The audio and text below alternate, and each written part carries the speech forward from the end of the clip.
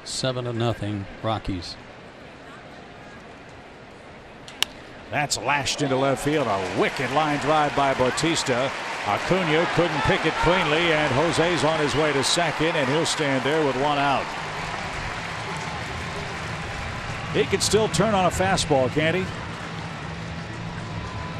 If that's what he got, he didn't miss it. Let's see. I think he got a changeup. Yep. Belt high.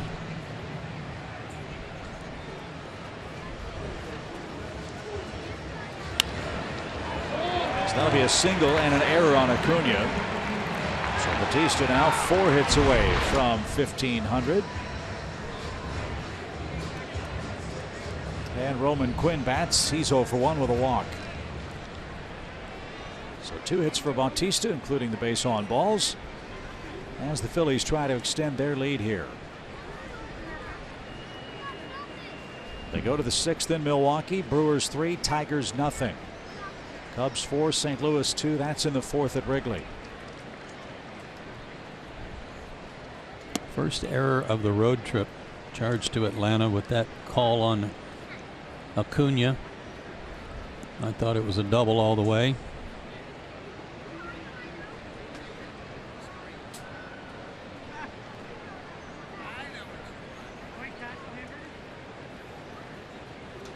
Foul back.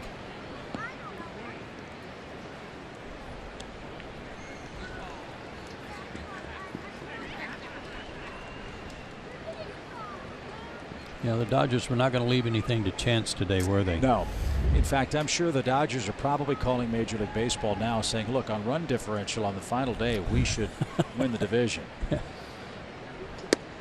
But if that score holds, what a matchup we could see Monday at Dodger Stadium. Walker Buehler for Los Angeles, German Marquez with 200 strikeouts for the Rockies in a winner-take-all game for the Western Division crown.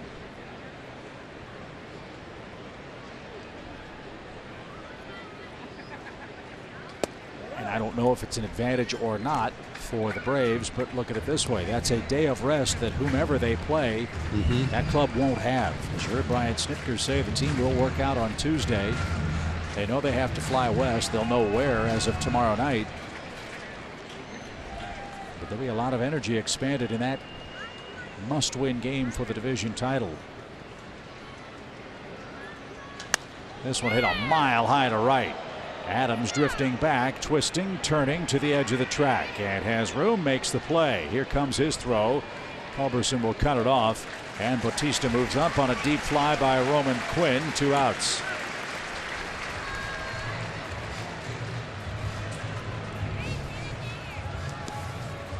If they do have a playoff tomorrow in Los Angeles, Dodgers and Rockies, the loser would then play in the wild card game against what might be another playoff game tomorrow between the Cubs and the Brewers. And the loser of that game would go to the wild card to play the loser of the Dodger-Rocky game. Crazy. Makes total sense to me. That's just cray-cray. I love it. That's what makes it so fun. Total complete chaos. As that one's outside, 1 ball, no strikes. So here are your tiebreaker scenarios. The loser of the Cubs-Brewers game, if it gets to game 163, will host the loser of the Rockies-Dodgers game.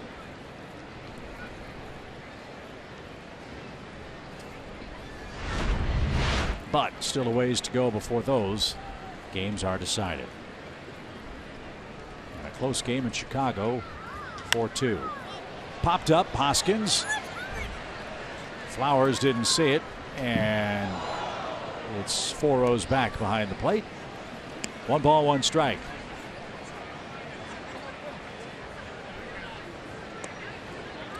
Mets lead Miami 1-0. New York won in extra innings last night. What an emotional night it was for David Wright.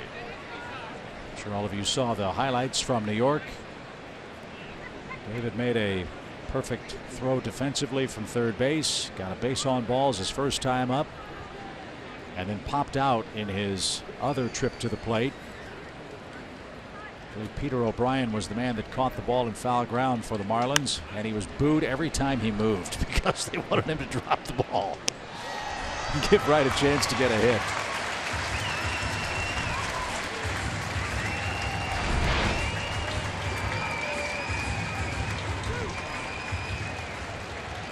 Nice play, young man. Is there anything like the smile of a kid at a big league game when they catch a foul ball? No. I mean, it's wonderful. Is absolutely the best. 1-2 pitch. Broken bat pop. Ozzy's chasing. Adams is diving. Can't get it. Ozzy will recover the ball in shallow right. Hoskins on his way to second with a run-scoring hit, and the Phillies extend their lead. 96th RBI for Rhys Hoskins. He didn't hit it hard, but he hit it to a perfect spot. High target from Tyler, but wasn't delivered there. It was just barely above the belt. Jammed him, fought it off, but he dumped it in there.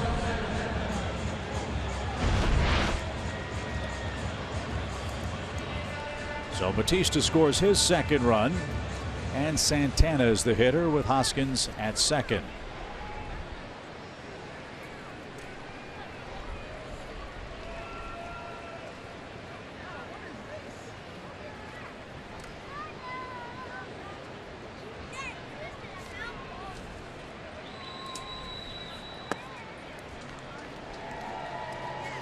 One ball, no strikes. Activity in the Braves bullpen. A left-hander is up. Probably the last inning for Gausman as he's about to make pitch number 85. Fly ball left. Acuna back, still going. That ball carrying toward the wall. Leaping try, and he got it.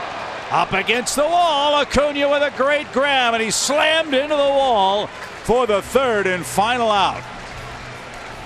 Perfectly timed, great catch, and everybody in Braves country holding their breath as it somehow stayed in the pocket after he took a shot off that padded wall.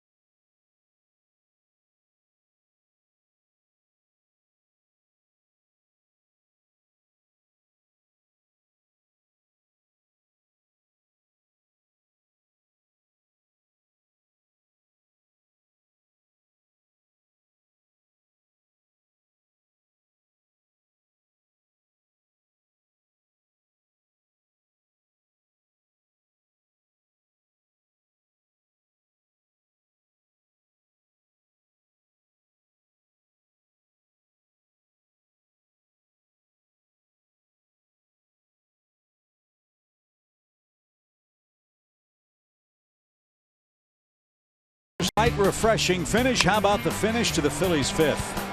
What a great catch. Perfectly timed on the jump and held on to it. He hit the wall pretty darn hard, too.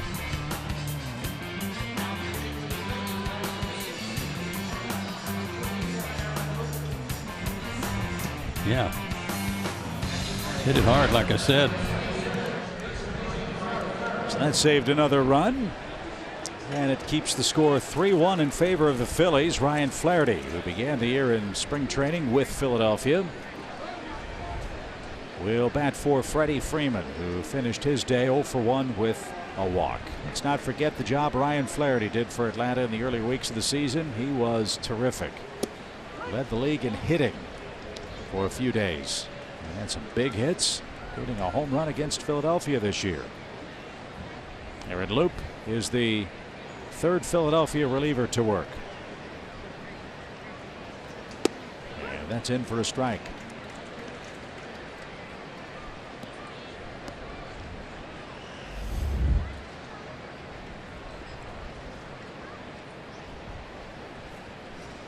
Nice job by Hunter, an inning and a third. 3 strikeouts. Strike 3, 3 pitches takes care of Flaherty. 1 up, 1 down in the 6th. Stick around for the 7th inning. It's the stretch presented by Synovus, the bank of here. The bases are loaded, as we would say, in the Atlanta studio for Jerome. This afternoon, Nick Green, Brian Jordan, Paul Bird will be offering their analysis. Perhaps they will analyze another pitching change. It's one batter faced for Aaron Loop. I can analyze that for you. Thankfully, it's a family show, and we're going to break. Get that commercial quickly.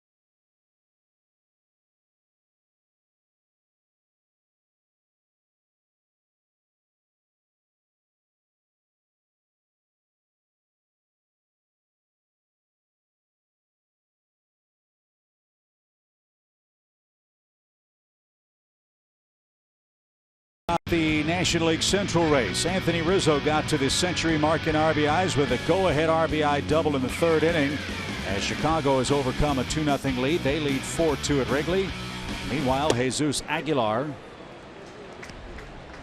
who was rudely interrupted by that first pitch, hit a solo homer, his 35th for Milwaukee. So the Cubs and Brewers tied atop the Central Division, both winning their games today. As Edubre Ramos faces Lane Adams with 1 out in the 6th inning. Good numbers for Ramos, who's pitched in roughly every 3rd game for the Phillies. I like him, but he's so inconsistent. He's got really good stuff.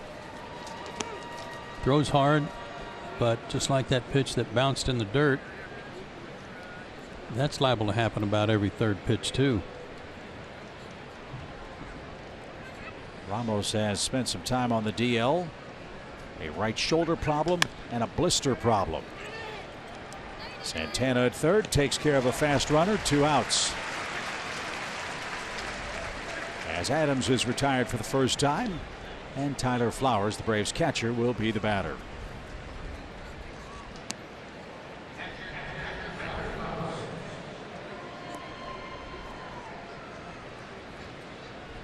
Tyler's 0 for 2. Santana made a great play to rob him of a hit last time up.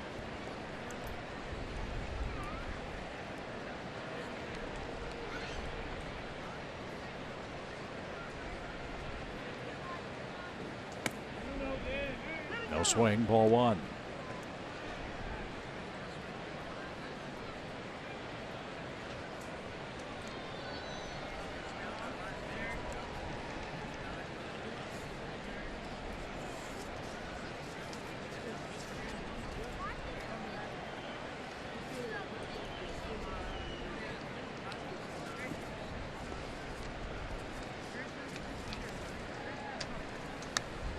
Back. Good cut.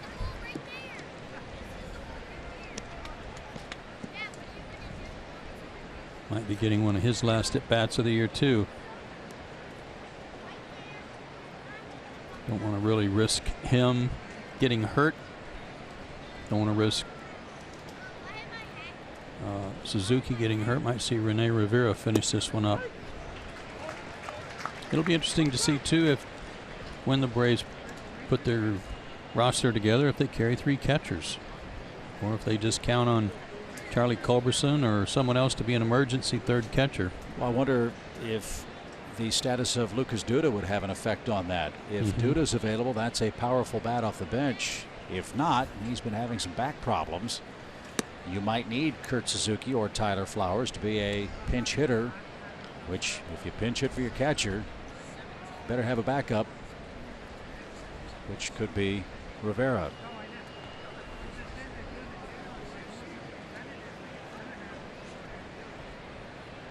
Two balls, 2 strikes, and fouled away by Tyler Flowers. Phillies 3, Braves 1. Game 162. Atlanta trying to win 91 games for the season. Phillies are trying to get to their 80th win.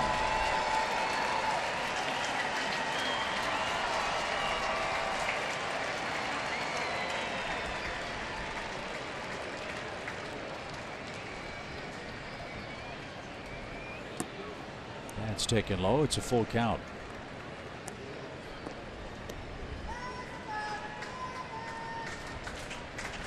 Ramos will be pinch hit for when the Phillies bat in the 6th inning. Pitcher spot is due first, then Kingery, then Knapp.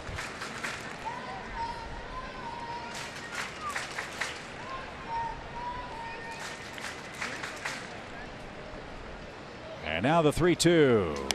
He is again popped out of play, foul.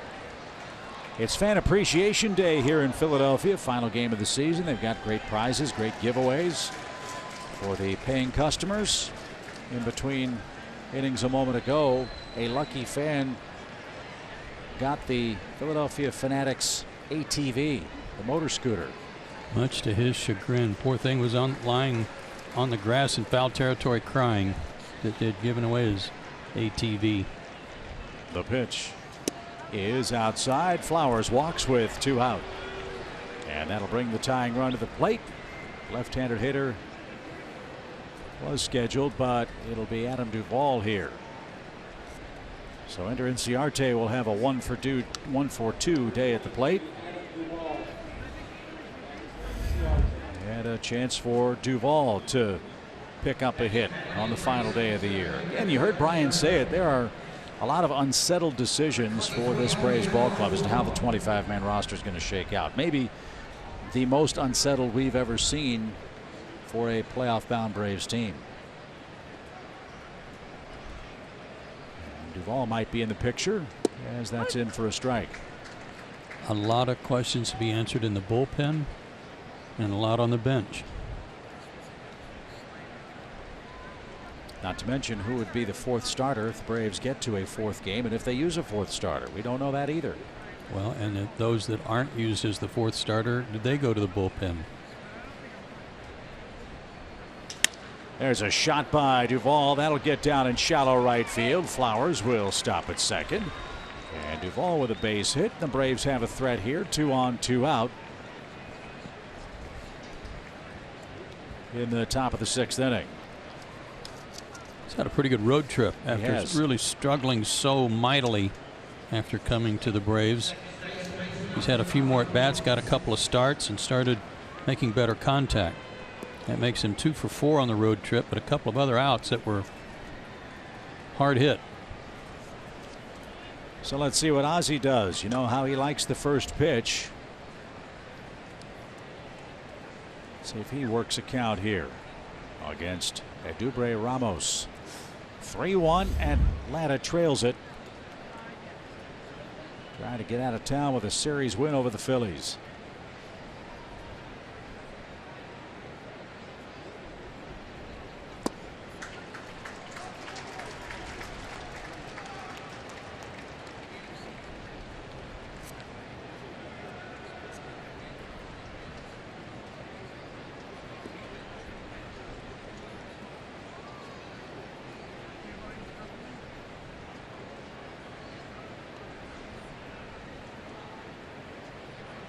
No balls and a strike. And that one grazed the corner.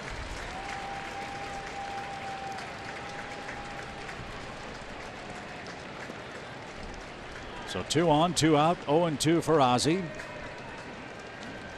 Charlie Culberson on deck.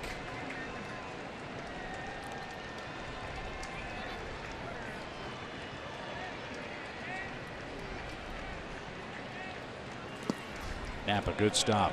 And again, there's more evidence of Ramos's issues in that he gets ahead 0-2. He made a good pitch for the called second strike.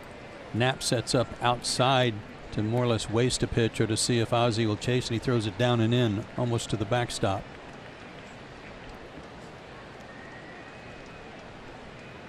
Velocity without command doesn't do one a lot of good.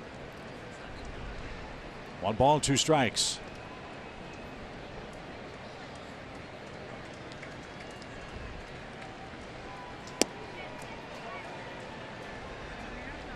Well, maybe he'll put Ozzie on and Charlie will come up with a big hit.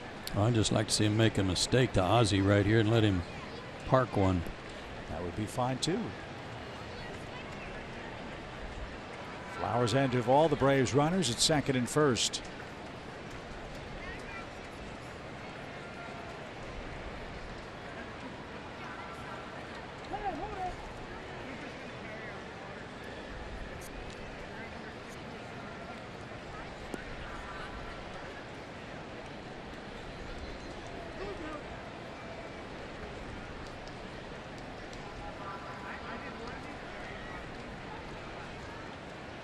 Deuce is wild for Ozzie. Here it comes. Ball 3. Gives everybody a head start.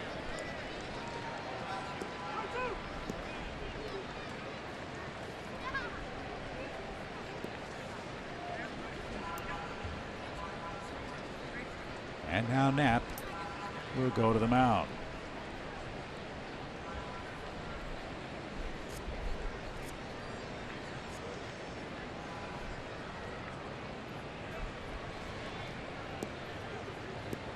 Visit your nearest Advance Auto Parts store to get the quality parts you want from people that know a lot about them. 3 balls, 2 strikes for Ozzie Albies. Brief meeting between Knapp and Ramos. Find a gap. There's one out in right center. Runners go, and it's fouled away. Chicago's extended its lead over St. Louis, 6-2 Cubs in the bottom of the 5th inning. Milwaukee leading 3-0 over Detroit in the 6th, and the Brewers have runners in scoring position in that one.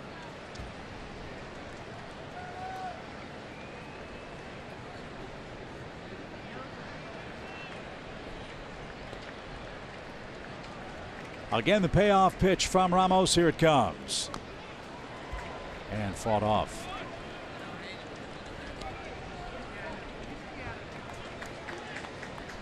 Couple of good borderline pitches there, 3-2, that Ozzie has spoiled.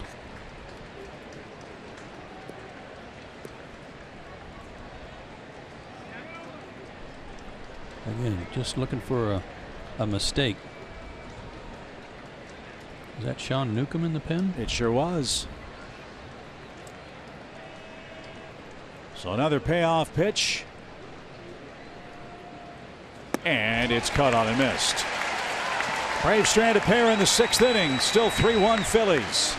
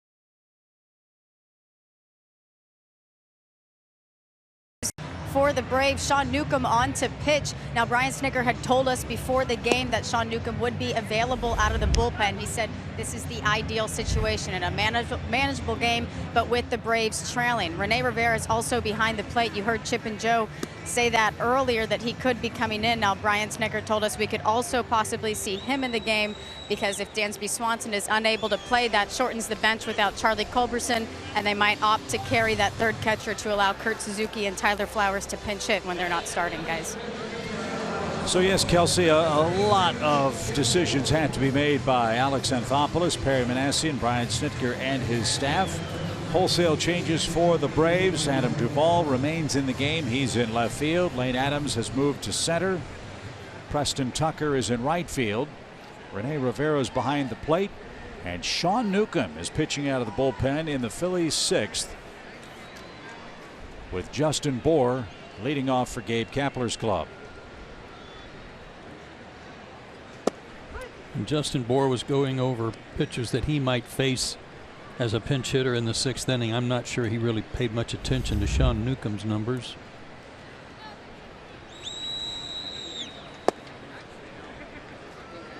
Well, again, this might be one of those decisions for the Braves.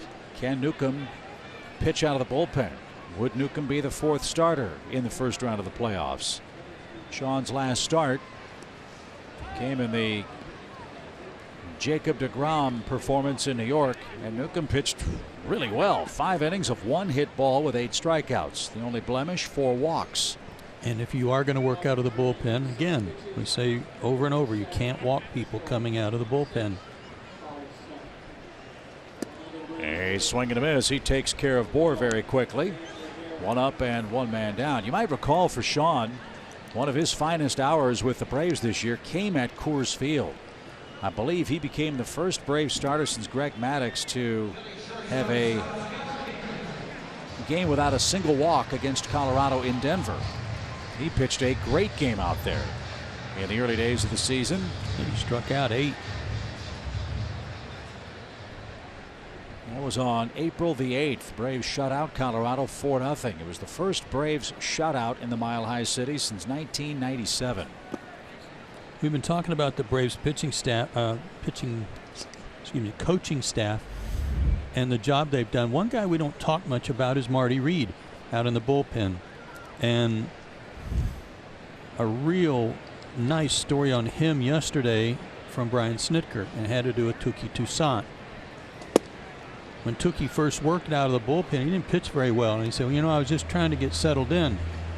And Marty Reed said, no, you don't have time to get settled in. You've got to go in on the attack. You've got to go in and pound the strike zone and retire the guy. You don't have time to get settled in. You might have runners on base. And Marty basically said, give him to me. You know, Chuck Hernandez is the pitching coach, but let me have him out there to impress upon him how important it is to come in and throw strikes. And we saw what happened with Touki last night. 3 strikeouts, 3 up, 3 down. That was as impressive an inning as we've seen from anybody. So I would guess that Marty is trying to impose that same will upon guys like Sean or any of the other starters that come out there, is how you've got to come in throwing strikes. There's no beating around the bush. Line drive toward right, and Tucker makes a sliding grab. Well, that was a tough play. He was in the bright sunshine, and the ball came out of the shadows, and he made a terrific play for the 2nd out. So high fives to Marty Reed for getting that message across to these guys who have been starting and haven't worked out of the bullpen any, if at all year long. Nice going.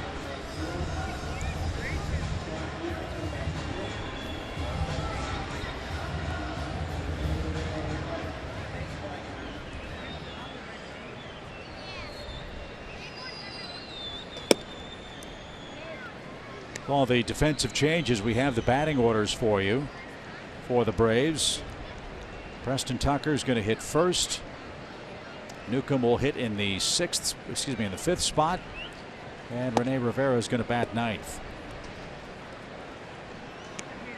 As Andrew Knapp bats with the bases empty, 2 outs in the 6th inning. So in the 7th for the Braves, Charlie Culberson, Rene Rivera, and Preston Tucker will be the batters.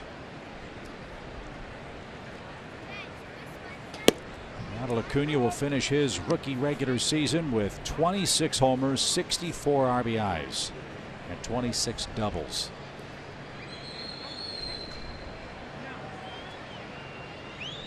"54 runs in 68 games since moving to the leadoff spot. And a batting average over 290. Yeah, just tremendous work.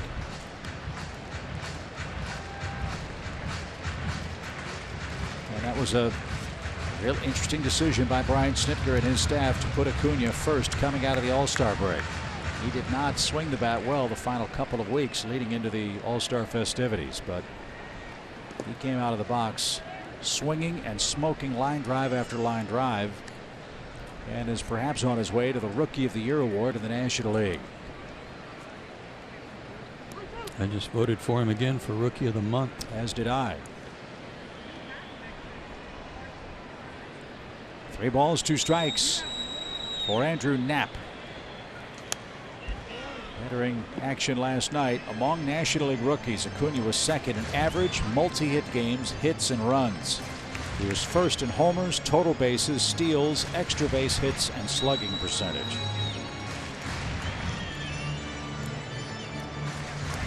And he and Mr. Soto are going to have a lot of meaningful head-to-head battles over the next decade, and it's going to be great to watch. And there's a walk from Newcomb. It comes with 2 outs.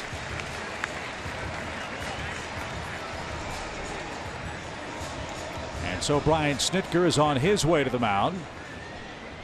Brian wanted to give Sean an inning or so out of the bullpen in relief to get him accustomed to that. He got the first 2 hitters. He walks Knapp, and now Dylan Cousins will be the batter as the Braves go to their bullpen. Third Atlanta pitcher's coming on. We'll tell you who it is after this.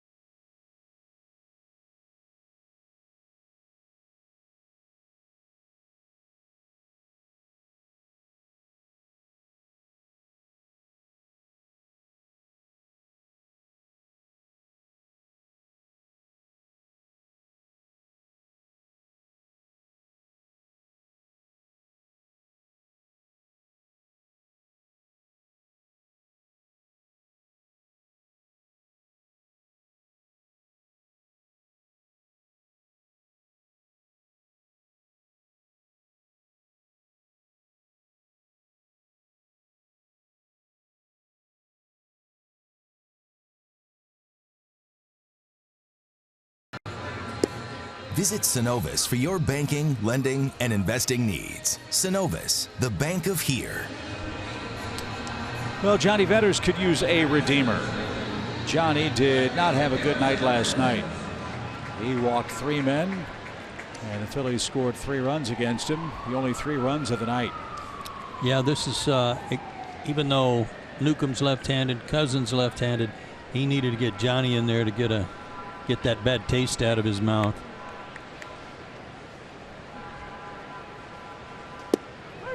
And a strike to Dylan Cousins. That is a big part of it, getting that strike 1 in there. His stretch of rough outings, all 8 of the earned runs he's allowed since he joined the Braves have come in the last 10 1/3 innings. Yes, he did. Yep.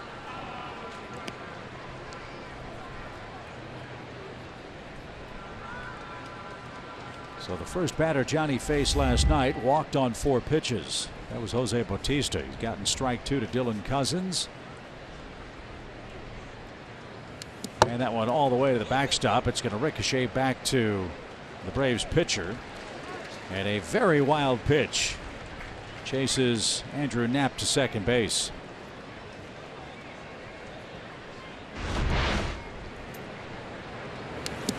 My goodness, I can't believe that didn't hit Cousins. It's thrown hard enough, so hard that Rivera didn't have a chance to even knock it down.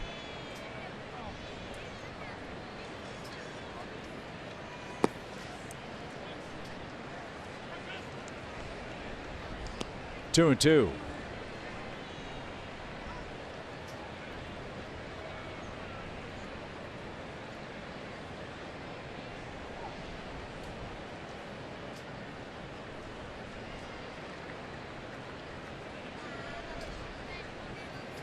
There's strike three, and Venters retires the Phillies in the 6th inning. Charlie Culberson leads off. We are off to the 7th.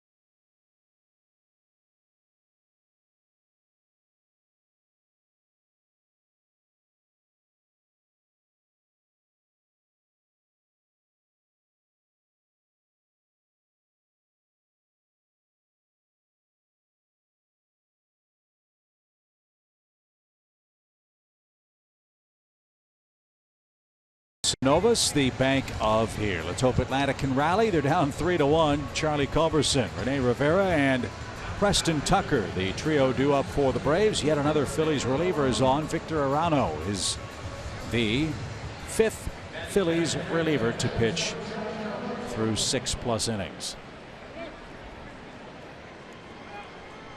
You want any odds on if he'll be the last? I'll take the no on that one. First finals in today. The Mets beat the Marlins 1-0. That game at Citi Field. Did you know the New York Mets are 31-20 over their final 51 games? Played good baseball, like we kept saying. Nobody wanted to play the Mets late in the season. A terrible June helped sabotage their hopes after an 11-1 start. So if the Mets pitching can stay healthy, which is what we seemingly say every year, they will be a force to be reckoned with in the East next year.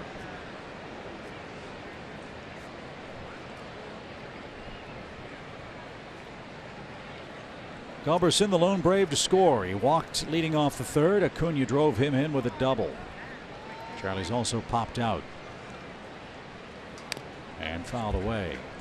You're looking at a very key player for the Atlanta Braves in the postseason if Dansby Swanson is not able to play.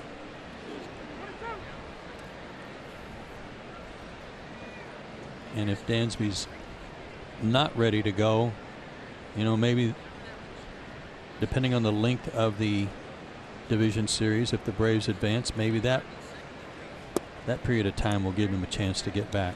Yeah, you can rearrange your roster after each playoff series. And obviously, if a player gets hurt, you can substitute a player onto your 25-man roster for the playoffs.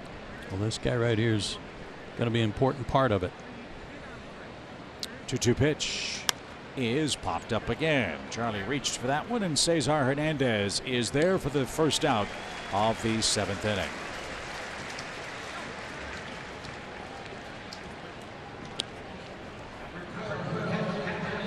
Here's Rene Rivera. I think your point a few innings ago is exactly right. It'll be interesting to see if Atlanta carries 3 catchers or not. Rivera is a terrific defender. You see his numbers overall this season. Yeah, 244 in the American League. 4 doubles, 4 homers.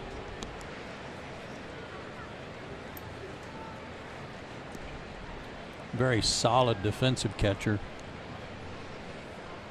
Braves got him from the Angels on August the 29th on a waiver claim, and he didn't get it. 1 ball, 1 strike. Guy's throwing a nasty slider, and you haven't had that many at bats recently. It's kind of tough to not have a one-handed swing. That's headed for right. Bautista gives chase, but he won't have a play. And the count is 1-1. Major League Baseball this year will have 13 200-inning starting pitchers. 7 of them in the National League, 6 in the American League. Max Scherzer led all starters in innings pitched this year. Jacob deGrom was 2nd. Corey Kluber 3rd. Verlander 4th. Nola 5th. Greinke 6th. And what a division series it'll be in the American League. You've got the Astros and the Cleveland Indians with those great pitching staffs. In fact, of those 6 American League innings pitch leaders, the Astros have 3 of them. Cole, Keuchel, and Verlander. Cleveland has Kluber and Clevenger. Yeah, that's going to be an unbelievable series. A swing and a miss takes care of Rivera. That's the 2nd out of the 7th inning. Astros, of course, tried to defend their world championship. They had a great year. Remember, a lot of folks were worried as Oakland crept to within a game, actually tied them for the division lead briefly. But that's when a lot of Houston's superstar players were hurt. They've gotten them back. They've gotten them healthy. And Houston's rolled off 8 wins in their last 10 and 103 wins overall. Great season.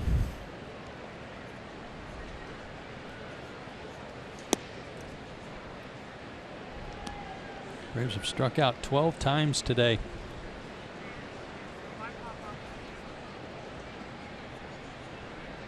Ten yesterday. 1 ball, no strikes.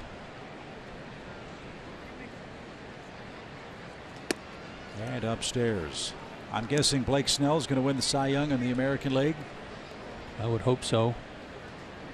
A 1.89 ERA, 21 wins.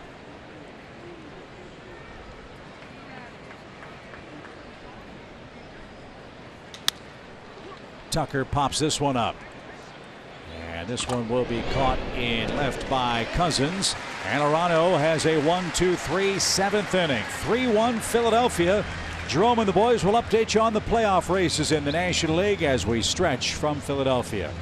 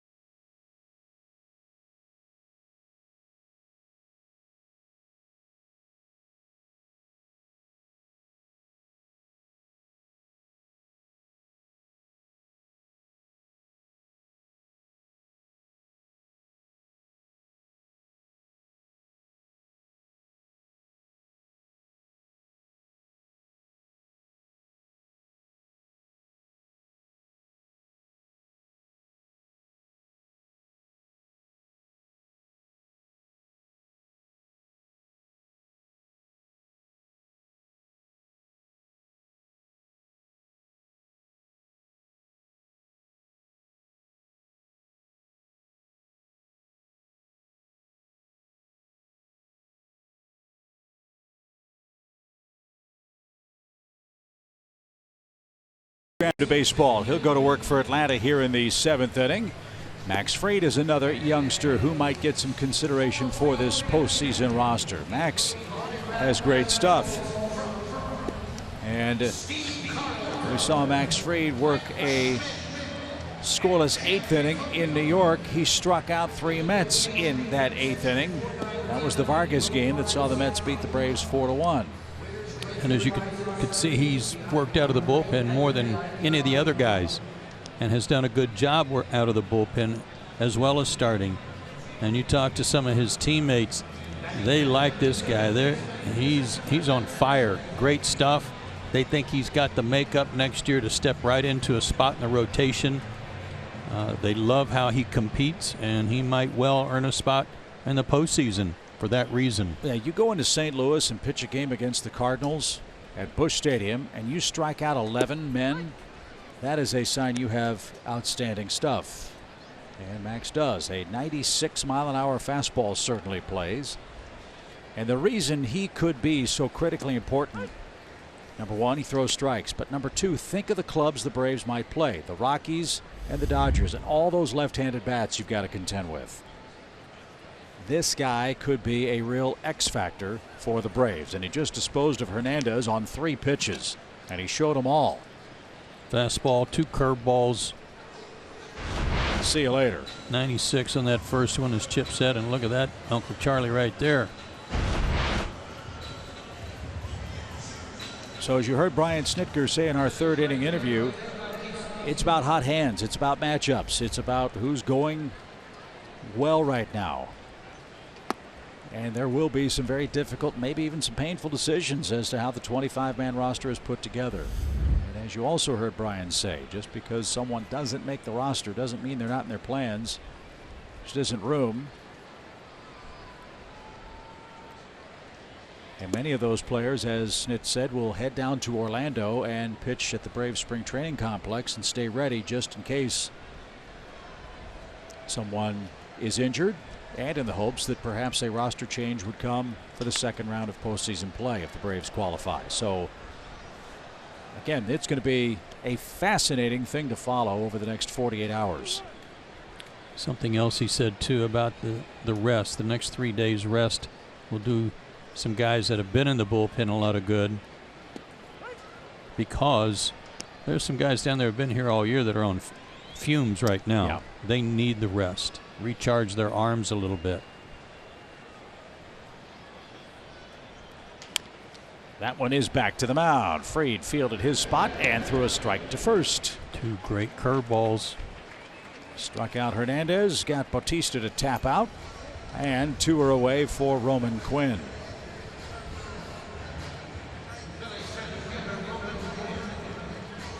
That's the other fun thing about postseason play. You think you have an idea of what's going to happen, and that's why we follow the games. You don't know. You have educated guesses.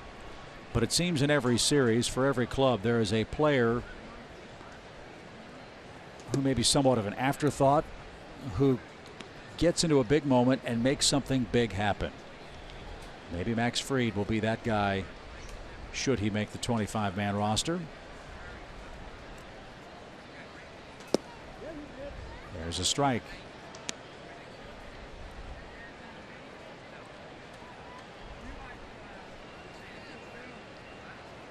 This is what you want to see your relievers do. Pound the strike zone.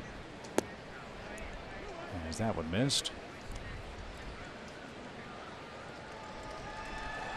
They head to the 9th inning in San Francisco. The Dodgers are in pretty good shape. They're up 14-0.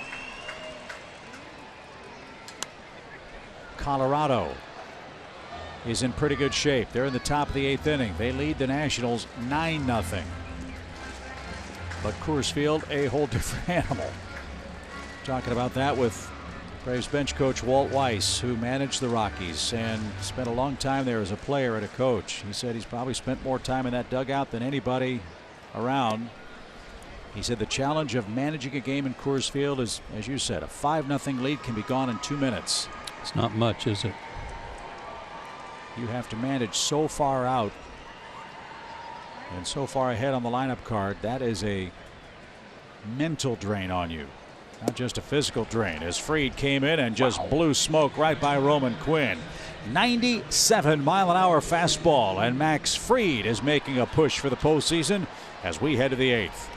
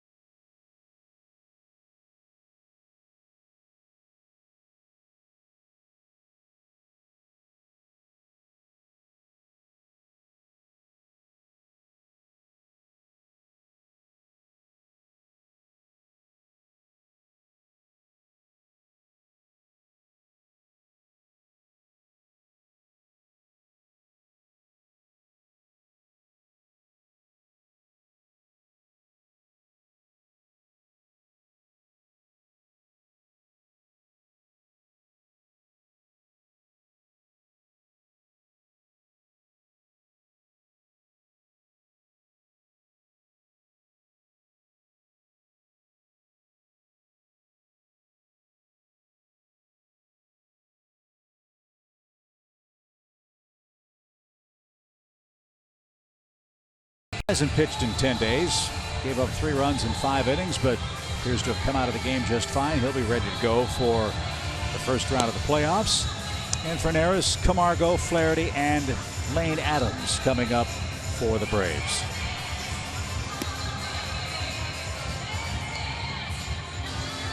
Johan Camargo will try to improve on an 0-for-3 afternoon. Braves third baseman with 19 homers, 76 RBIs. He's our Yellowwood brand, bringing the lumber feature.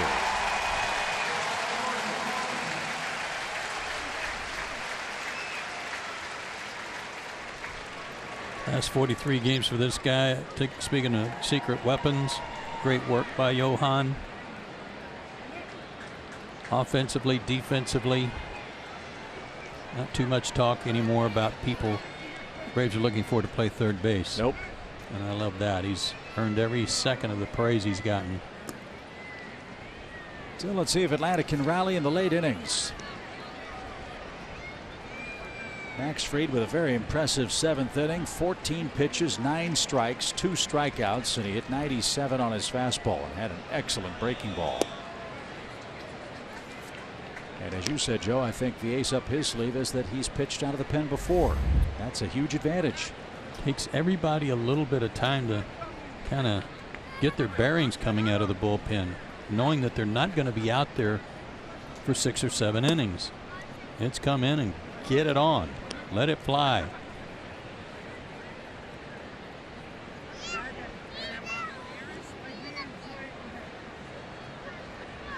So Neris, the 6th Phillies reliever. And he gives up a shot toward the gap in right center. That's going to get down, and it's cut off by Bautista. Camargo's going to try for 2. The throw to second is going to be late. Hustle double for Camargo. His 27th double of the year. And the Braves will bring the tying run to the plate.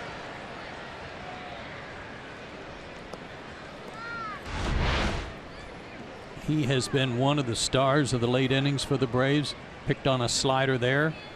Nice play by Bautista to keep it from getting past him. That would have been a triple. And Johan had to hustle to get in there.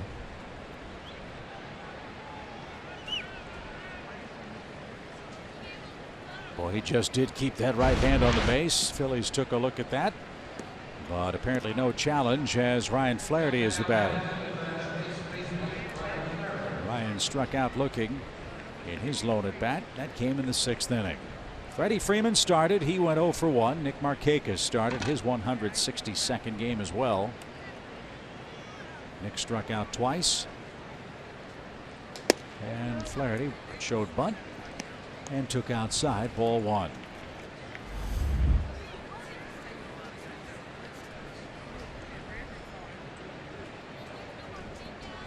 Ryan playing in his 13th game against the Phillies. He has 14 hits against them with a homer and 5 RBIs. That work came in the early days of the season when Atlanta had so many head-to-head series with Philadelphia. Camargo was hurt. They hadn't yet gotten Bautista in the fold. And Ryan came through at the hot corner with just great work. Very steady veteran presence. And you know he took extra satisfaction in beating up on the Phillies, the team that had him this spring.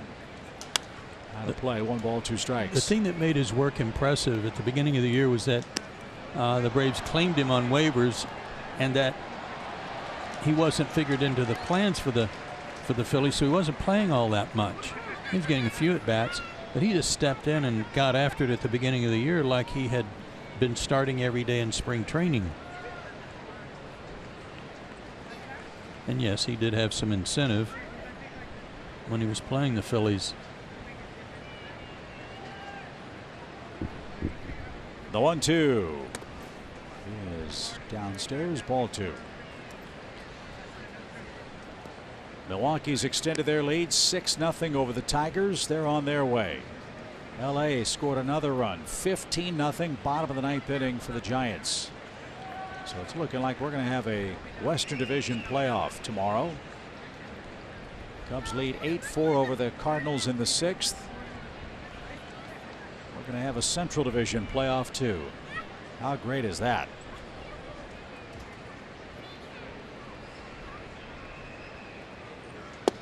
And strike 3. Flaherty's caught looking, 1 out. Join us at SunTrust Park for the first ever football game at the Braves' new home. It's Saturday, November 17th. Kennesaw State and Jacksonville State will lock horns. Go to Braves.com/KSU and order your tickets today.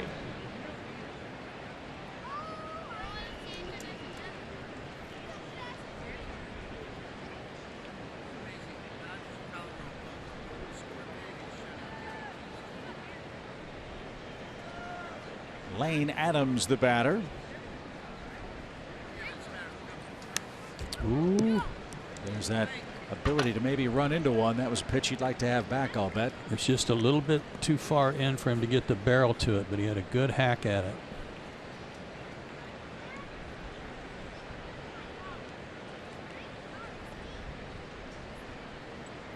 No balls, 1 strike.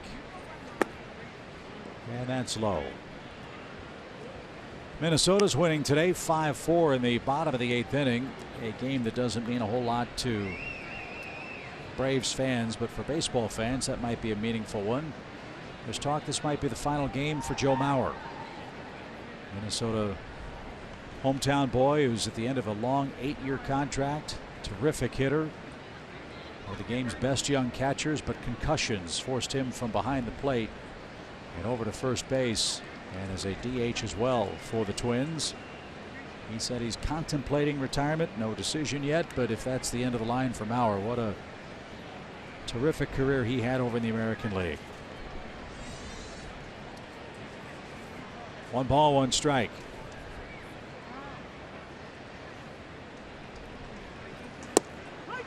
Good news out of Kansas City for former Braves coach Ned Yost, who's been given a 1-year contract extension, which is good news for him since Kansas City lost 103 games this year going into today. Long year for the Royals.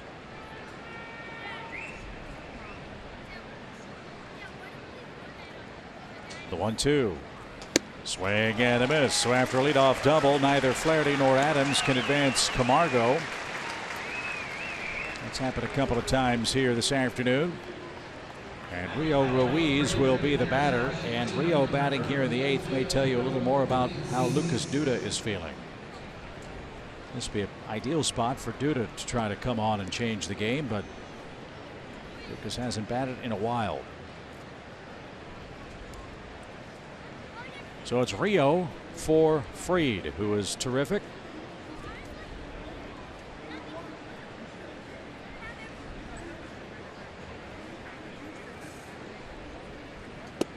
Another game over in the American League that is noticeable. Tampa Bay is beating Toronto in the 8th inning at home. If Tampa Bay wins today, it'll be their 90th win and no advancement to the postseason. How many folks in baseball had Tampa Bay winning 90 games in the East? Bet not many. What a job by Kevin Cash and his staff. That's a fun team to watch and a miserable team to try to play. Atlanta got a leadoff double in the 8th, but couldn't bring home Camargo. It's still 3-1 Phillies.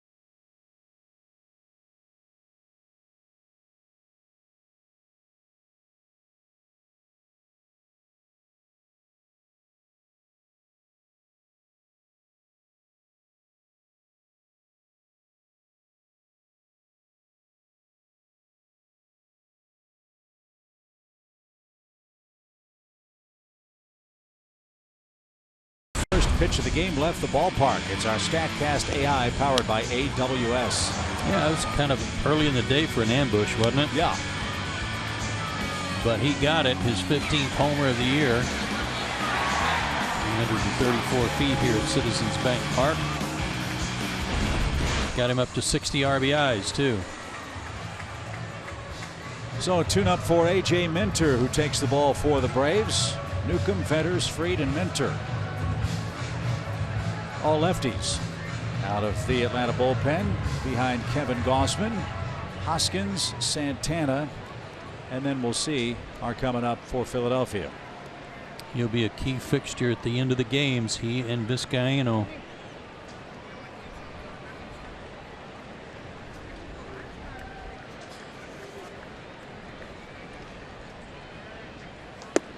And that buzzed the tower inside for Rhys Hoskins. 1 ball, no strikes. Hoskins, the Phillies club leader with 96 RBIs, has also walked 87 times. He really works counts. In fact, he leads the National League in pitches per plate appearance. His second pitch of this at bat is skied to center, and that's playable for Lane Adams, and 1 man out. 2019 Delta Sky 360 Club memberships are on sale. As a club member, you'll take in games in padded field level seats behind the plate. All kinds of goodies available with your Delta Sky 360 Club membership. Find out what they are at braves.com/premium. One of the things that the Braves have tried to do, like so many of the other Braves pitchers that have been here all year, is find time for some rest. And since the 10th of September for Minter, he's had several days in between outings. After the appearance on the 10th, or on September 8th, he worked on the 10th, then the 14th, then the 19th. 2 days later, the 21st. 4 days later against the Mets, and now 5 days later against the Phillies. So there's nothing very close together, and certainly no back-to-back in there. And in the postseason, it seems like everything because of the importance. If you're a guy that pitches at the end of the game, you're going to be in there back to back. You bet. And 3 out of 4 and 4 out of 5, because those series there is no tomorrow. Ground ball into the shift. Charlie can't get it. It's under his glove and into left field. And Santana's aboard with a 1-out single, I suppose. And Wilson Ramos will grab a bat and bat for Neris.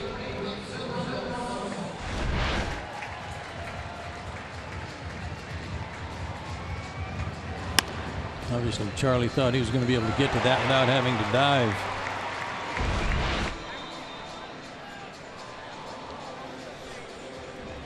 So Santana with a base hit, his 9th of the year against Atlanta pitching, and Ramos will be the hitter. Ramos was a nice addition for the Phillies from Tampa Bay.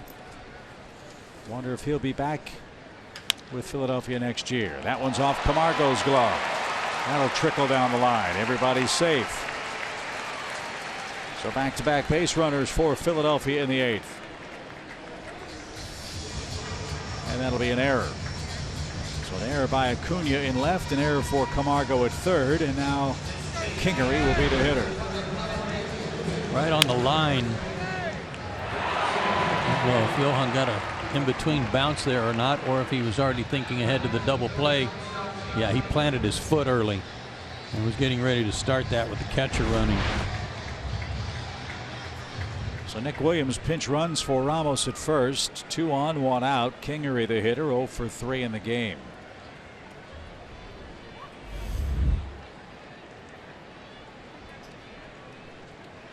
Will Scott Kingery be the opening day shortstop for the Phillies? Will that be J.P. Crawford? Will it be Manny Machado? Will it be someone else? I'm sure Kingery would like to have a settled position to play in 2019. They have had him all over the diamond. Inconsistent positioning, inconsistent playing time, and inconsistent results for him.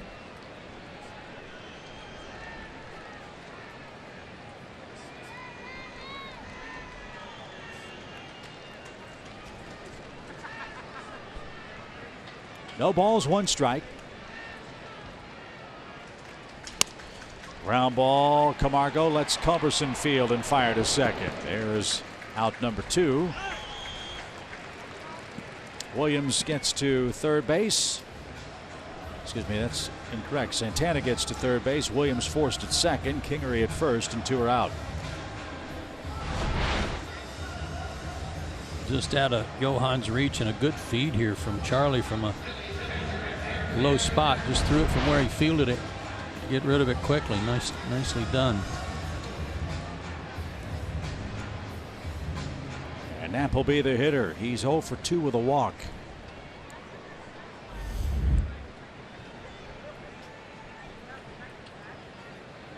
Start of the day at 201. He's at 199.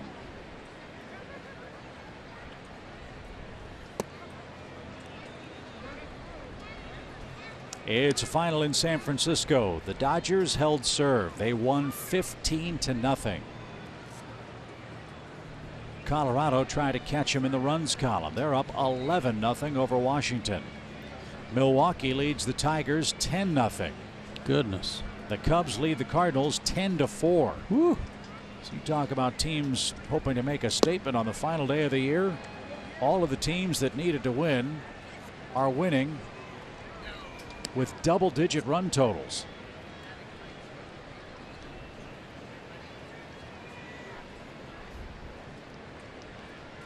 Rene Rivera and Johan Camargo just scared Santana to death at third base. He had his back turned to Rivera, who had the baseball, motioned to Johan, hey, get over there. When Camargo made a move to third, Santana about passed out.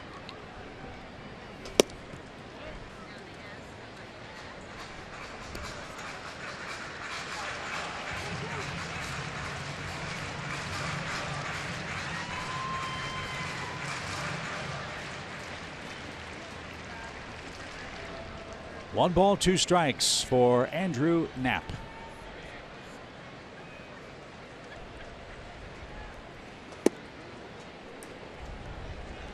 was close.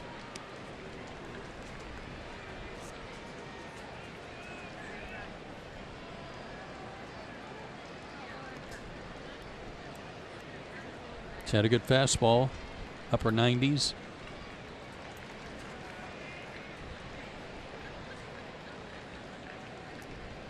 So now the 2-2 pitch. Runner at first goes. And it's cut on and missed. Minter gives up a hit. A couple of base runners, but no runs. Last chance for Atlanta in regular season play. Phillies 3, Braves 1.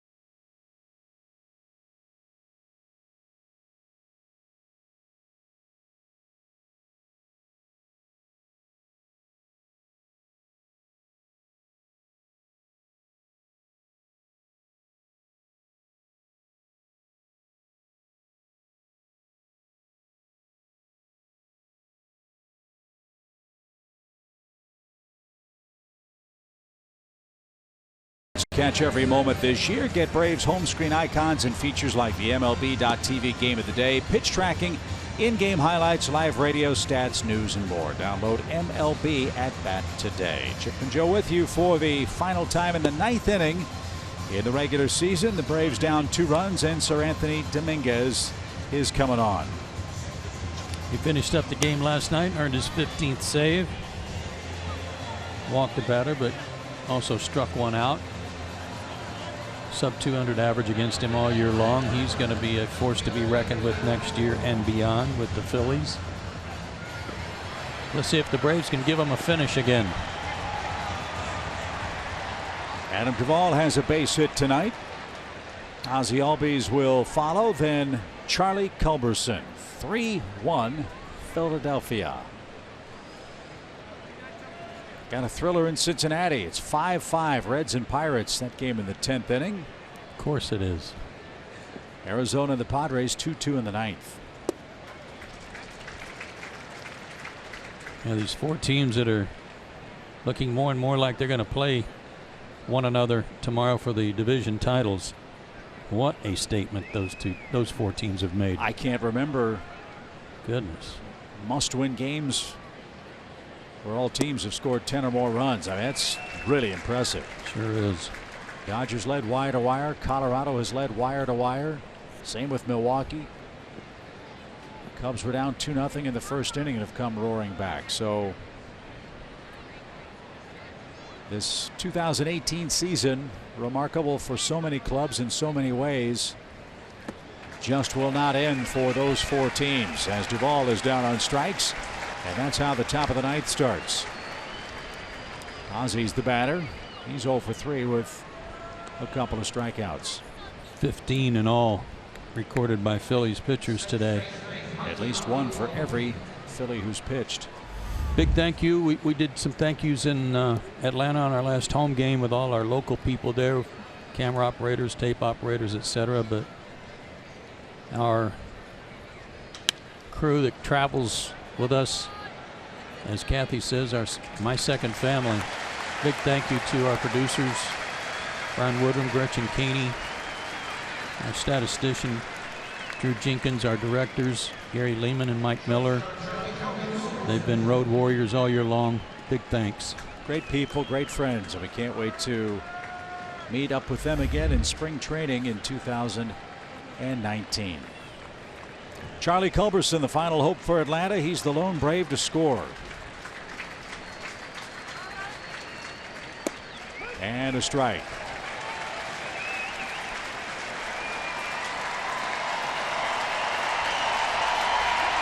$34,000 plus in Philadelphia.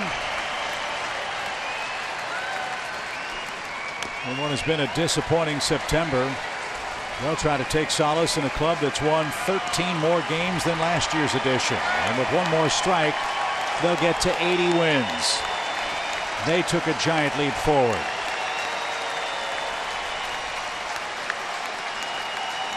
No balls, 2 strikes. Popped up.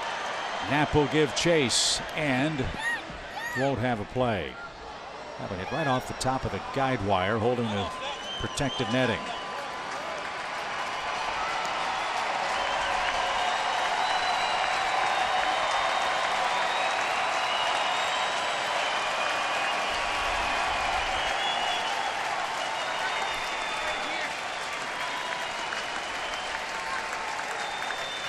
The 0-2 pitch.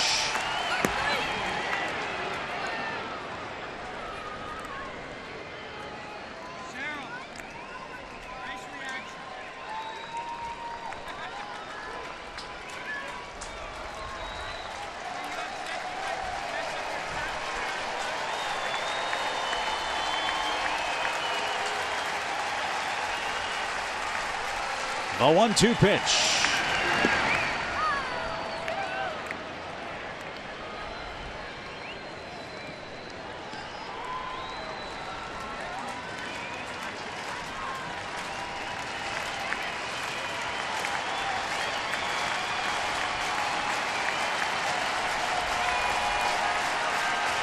Charlie's battle back to an even count. Dominguez ready. Here it comes. And that's your ball game. Phillies beat the Braves 3-1 the final. And Atlanta wraps up a remarkable 2018 season with a 90-win, 72-loss record. And now, partner, it's on to the playoffs against either the Dodgers or the Colorado Rockies. Braves have been getting some work in over the last week, but what they really want now are some meaningful games. Those practice games are out of the way. Now bring it on. They want to get after it because this team, as you're watching right now, has done some remarkable things all year long. And as everybody tells us time and again, they've been so fun to watch.